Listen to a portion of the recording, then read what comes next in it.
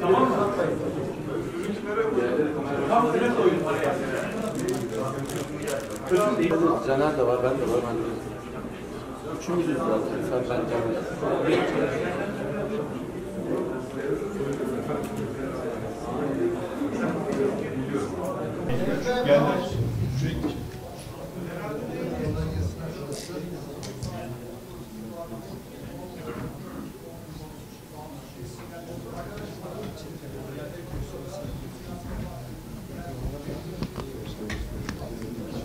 Gelecek Partisi, Genç Parti, Halkların Eşitlik ve Demokrasi Partisi, Hür Dava Partisi, İyi Parti, Milliyetçi Hareket Partisi, Milli Yol Partisi, Ocak Partisi, Saadet Partisi, siyasi partilerimizin değerli temsilcileri, sayın basın mensupları, 31 Mart 2024 Pazar günü yapılacak olan mahalli idareler genel seçimlerine katılacak olan siyasi partilerimizin birleşik oy pusulasındaki yerlerinin belirlenmesi ile ilgili olarak kurulumuzca yapılacak olan kura çekim törenine hoş geldiniz.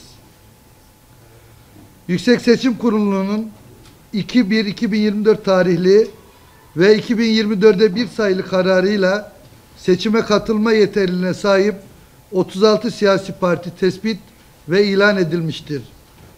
Seçim takviminde işleyen süreç içerisinde Yenilik Partisi mahalli idareler genel seçimlerine katılmayacağını belirttiğinden kura çekimine 35 siyasi partimiz katılacaktır.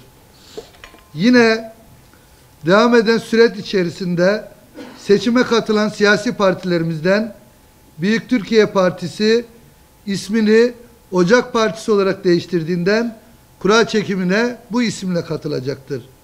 Buna göre 31 Mart 2024 Pazar günü yapılacak olan mahalli idareler genel seçimlerine katılma hakkı bulunan siyasi partilerimiz alfabetik sıralamaya göre Adalet Birlik Partisi, Adalet Partisi, Adalet ve Kalkınma Partisi, Anadolu Birliği Partisi, Anavatan Partisi, Aydınlık Demokrasi Partisi, Bağımsız Türkiye Partisi, Büyük Birlik Partisi, Cumhuriyet Halk Partisi, Demokrasi ve Atılım Partisi, Demokratik Sol Parti, Demokrat Parti, Emek Partisi, Gelecek Partisi, Genç Parti, Güç Birliği Partisi, Hak ve Özgürlükler Partisi, Halkın Kurtuluş Partisi, Halkların Eşitlik ve Demokrasi Partisi, Hür Dava Partisi,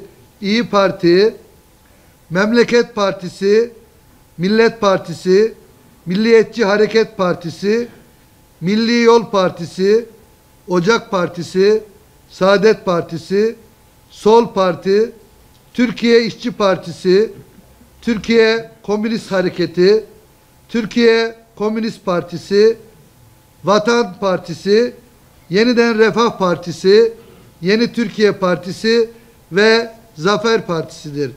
Şimdi kura çekimine başlıyoruz. Kura çekiminde kullanacağımız fanuslardan birinde siyasi partilerimizin adı, diğerinde ise siyasi partilerin pusuladaki yerlerini belirleyecek sıra numarası bulunmaktadır. Kurul üyelerimiz tarafından siyasi partilerimizin ismi çekilecek. İsmi gelen siyasi partimizin temsilcisi de pusuladaki sırasını belirlemek için çekim yapacaktır. Cumhuriyetimizin 2. yüzyılının ilk seçimi için yapılacak kura çekiminin Türk milletine, Türk demokrasisine, siyasi partilere ve tüm adaylara hayırlı olması dileğiyle kura işlemine başlıyoruz.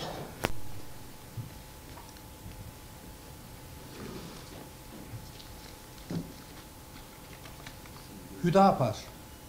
Evet.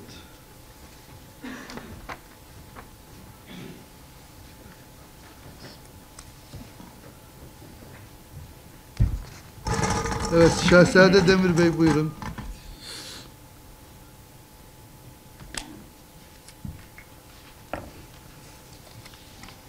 20. 20. sıra.